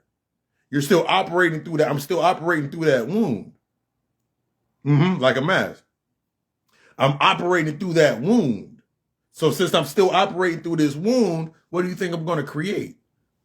Shit that feeds onto that wound. Until I remove the label, I can't have access to it. Once I remove the label, I have access to the energy. I must accept that I do not have access to the energy for that current state. Because in that current state where this energy, that energy is now available, I was not present. That's the only reason that became available, because I was not present for that energy. Because if I was present when that energy came up, then I could have applied it.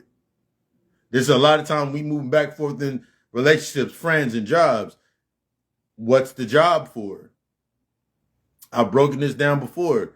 Like, when I really understood what I really needed from my jobs was understanding everything from, like, I got all the information I needed. I just didn't know how to apply it. I didn't have nothing to apply it to, because I was just going to apply it to the next job. Until I understood, like, yo, my job taught me everything about how to promote things, how to create promotions, how to make, I remember for like months and a half straight, I'm seeing, like, when I'm working at fucking Olive Garden as an example, I'm seeing the fucking Never Ending Pasta Bowl commercial. Another fun fact, once I'm done with the space, I'm done with the space. I learned that when I was working in restaurants. Like, for example, me working at Olive Garden, I'll never eat at Olive Garden ever again. It's not about the food or nothing about that. The energy, I know it's there now. So it's like, it's really not, there's no allure to it. And this is another aspect when we talk about urges and vices. There's no allure to it anymore. I know what it is. I know what it is based on what I needed it for. I don't need it anymore. It fed me. I'm good. You feel what I'm saying? The only reason you keep going back and forth, because the reason we keep going back and forth in the aspect of that trauma bonding is because you still need something from it.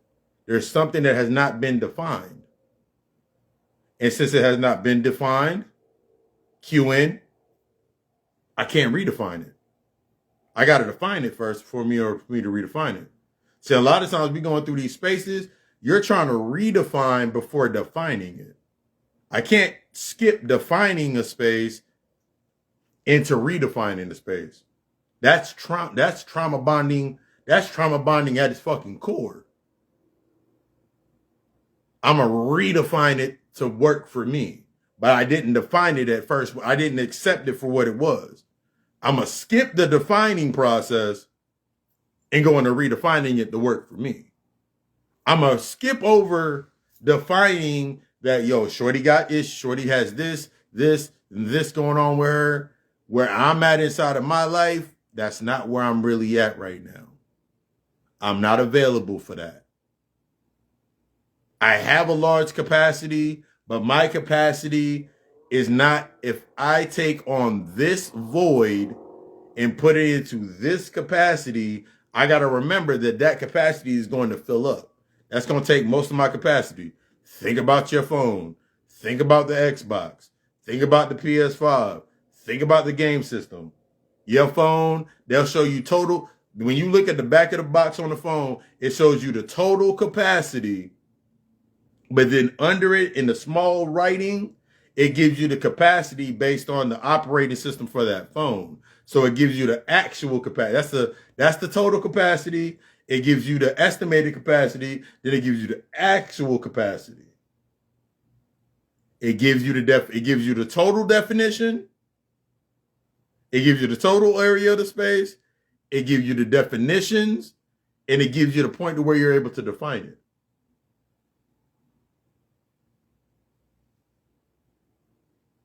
I have to accept it as it is. I can accept it as it is.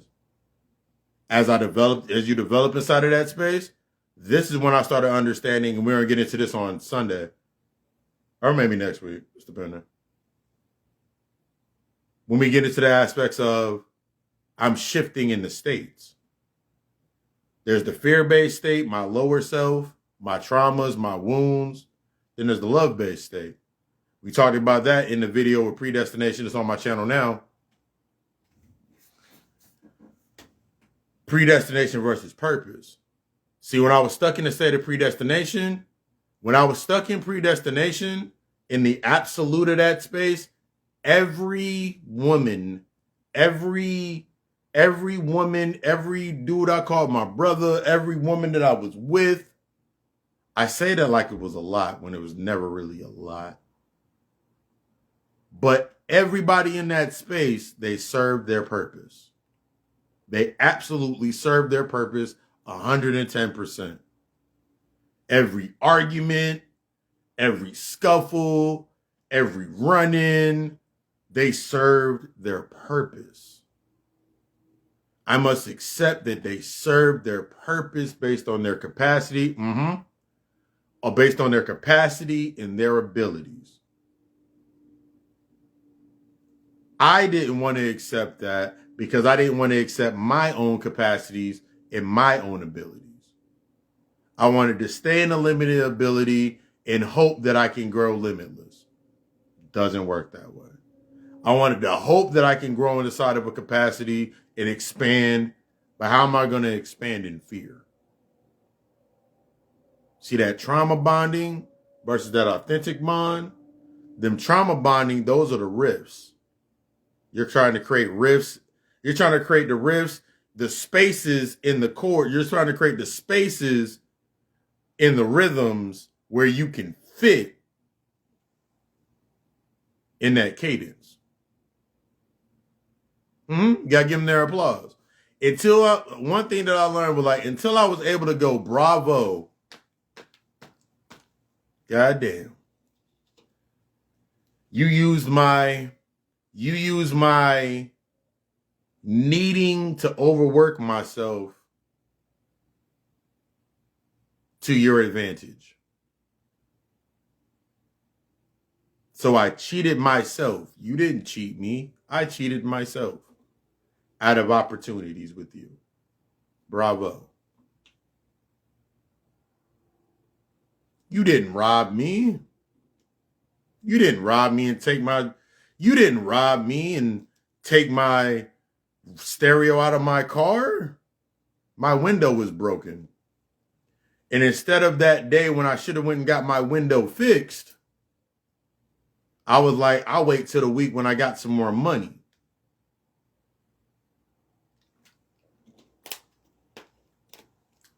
Till I got some more money.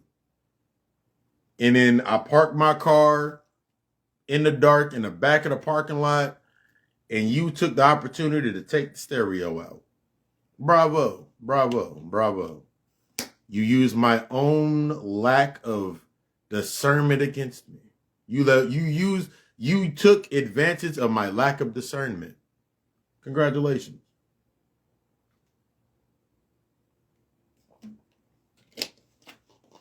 And that's the key.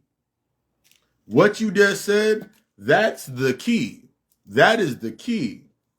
The first major key of this process is accepting where you are at. Until I accepted where I was at, I was always going to run.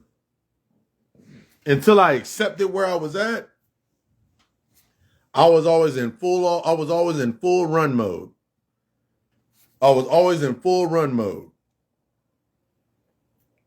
Always. I'm about to run. I'm about to go do this with this person, go over here, tap dance and do all this other shit. Yeah, dude.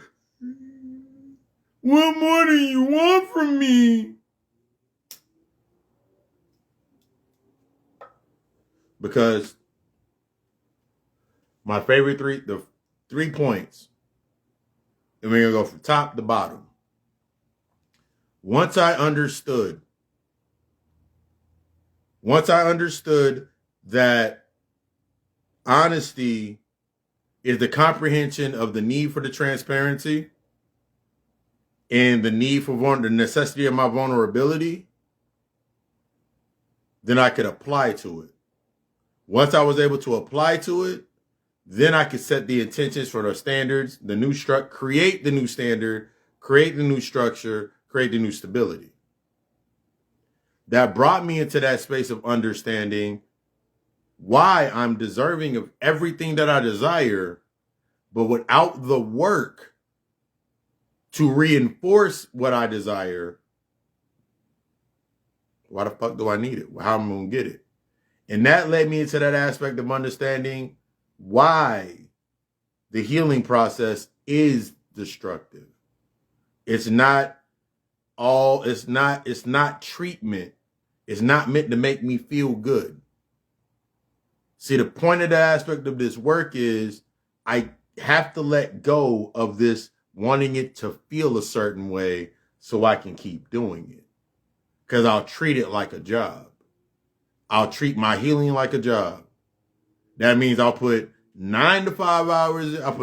I'll put 8 hours into it, followed by that's only 8 hours. So then I'll put another 8 hours into BSing, and I'll take another 8 hours into crying about my BSing. And then when that next 8 hours comes up to start the process all over again, now I'm behind. That also designs the aspects of those 4 quarters. This leads to the aspects of those 4 quarters. I made a post on my Facebook page when I did it. You got 4 quarters in the day. Each quarter is 6 hours. Just use it like that. Each quarter is 6 hours. Each quarter is 6 hours. I had to become accepting of just because I'm up at 4. So 4 to 9 is my first 6 hours. That's my first quarter. If people are waking up at 9 and 10 and 11 and 12, they're in their first quarter. So their reaction to me is based on their perception of themselves waking up in their first quarter. So by the time they see me, they might see me, while they're in their first quarter, I'm already in my second quarter. So there's always going to be a lag. I have to accept that. I have to accept where I'm at and assess from there. If I'm not doing the assessment, we think, shit, you're going to be trying to wait forever. Or I don't want to have to wait for people. Then why? Why do it? It's not the waiting that has you there. One of the biggest things that I had to learn for myself was it wasn't my waiting that had me there. It was my fear of the what if. I became comfortable inside of that space. I knew what I could get out of it. I knew how it could serve me. I knew exactly what to do. I knew the exact point of when it would boil over, and I know exactly how to turn it off. See that new space over there? That's like walking into a brand new fucking crib. That's like walking into a smart house. And you've been used to, just like walking into a smart house. And you're still used to the TV with the bunny ears. The water doesn't get really, really hot. So you ain't used to taking you're used to taking hot showers during a certain point of the day. You know the water would be nice and hot. But still, that's a burning house. That's like being used to the burning house. Being used to the burning house. This is the space that we are going to leave in. A space of pressure. It's a space of pressure. You're feeling all types of pressure right now. You're feeling all types of pressure right now in the decisions that you're about to make. Feeling all types of pressure. It's okay. Start with what you know. Start with what you know and let go of what you don't know. Stop thinking about what you don't know and look at what you know. The biggest thing that stops us in a lot of times in these spaces based on pressure is the fear of letting go of what we don't know. And then that helps us stay within that pressurized system. I don't know. That keeps you locked within that same capacity. That keeps you locked within those same abilities. So you never step out.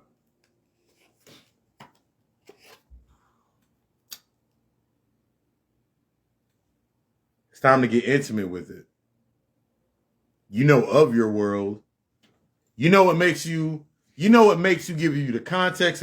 You know what helps you display the context of the feelings that keep you doing the same shit. You know what they are. You know exactly what it is. You know exactly what they are. But now it's time for you in this opportunity to ask yourself, as that king with that cup, is your cup exalted based on your weaknesses or on your strengths? See, this is a part that's going to tear up a lot of shit. This is where it usually tears up a lot of shit. Because when you sit there and first realize, or you re-realize, or you re-realize, because we all go through the processes. When you're sitting in that space and you realize that you've exalted your cup off of your weaknesses, that shit automatically, now it becomes heavy. Because once you acknowledge it, that's when the weight is given. The weight is acknowledged. The weight is seen. Damn, this shit's heavy. Y'all remember in the movie with the Punisher where he said this is a claymore? You like you work out at the gym. You like you work out. But how could you hold this up in the air with a fully extended arm? How long you think you can hold this small 2.5 pound weight? And then nigga dropped it and blew up the whole space? It's time to blow up the space. Because until you blow up that space and the dust clears, you can't sit in the new space.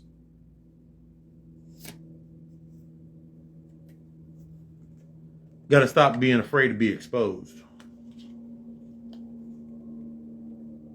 It's not so much, but a lot of times when we sit in these spaces,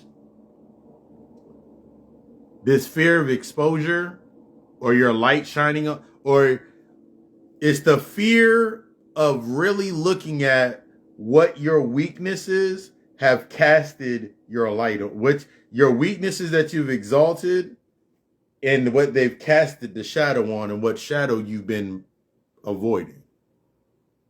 That's usually what happens inside of that space. We're going to pull one more. It's time to sit with that cycle. It's time to sit with that cycle. It's time to sit with that cycle. It's time to sit with that cycle. It's time for you to sit with that cycle. It's time to step out of that space with yourself of only acting off of the context. That context of how you feel versus how you truly feel is two different spaces. See, a lot of times we like to jump out of a space based on the context of how we feel. I never want to feel this way again, but I've never really felt it. See, when I sit in the context of the feeling, how do I really feel? See, in the context, you may feel disrespected. In the context, you may feel disrespected. You may feel longing, yearning, lack, disrespect. You might feel disrespected. But in the real aspect of those feelings, when you sit with them, it's not that you feel disrespected. It's that you feel abandoned and rejected. You feel abandoned and rejected. You got to sit with that. You have to come to that space and sit with that rejection. What I specialize in as an occult psychoanalyst, as a spiritual therapist, as a shadow shaman, in the states of these taking with the aspects using the psychology of the shadow, is helping you sit within that space. We work within that space. We do not work within the context. We work within that space of that actual emotion. Men, and women. Learning and aiding you in creating the new modalities and the new exercises and creating the new behaviors and creating the new patterns. And most importantly, understanding that this shit is not an overnight process. This shit is not an overnight process. You are not going to wake up tomorrow and be like, oh my God, I'm healed. Healing is an ongoing process because the deeper that you go, the more you got to uncover, the more you integrate with.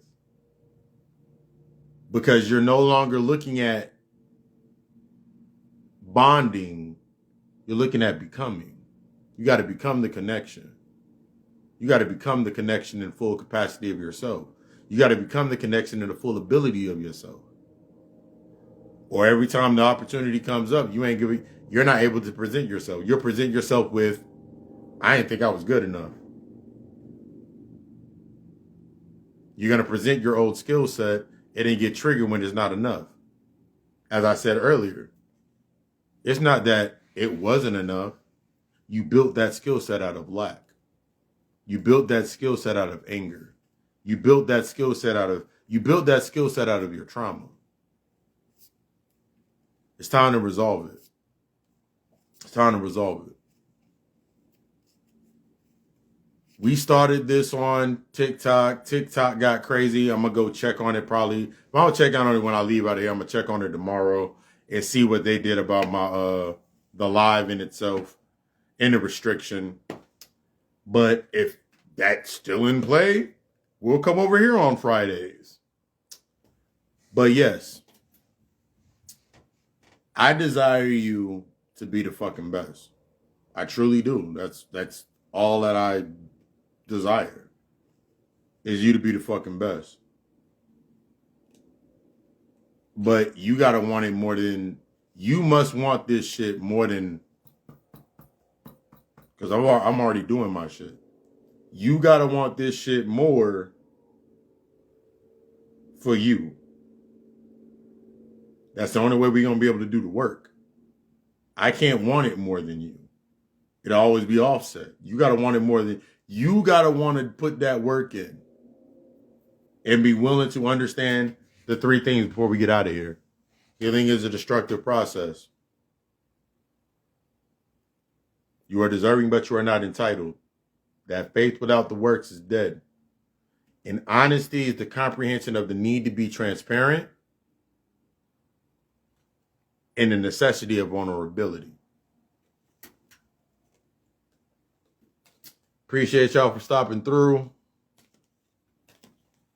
I'm about to go do my usual little walk outside and disperse energy and sit myself down, and I might sit back in front of my altar and allow my candles to burn out a little bit. They burn fast as hell for me now. But if you're ready, gratitude. If you're ready, my inbox open. Website, link in my bio. I think my link in my bio on Instagram. My link's in my bio. Hit me in the inbox for all of my services. Everything from energy readings, shadow work consultations, busting down into that shadow work therapy. It's a very, very, very, very, very, very, very, very, very, very, very, very intense process. But I'm with you every step of the way. I promise that. I love you. We love us. Ashe. And how do you end this? And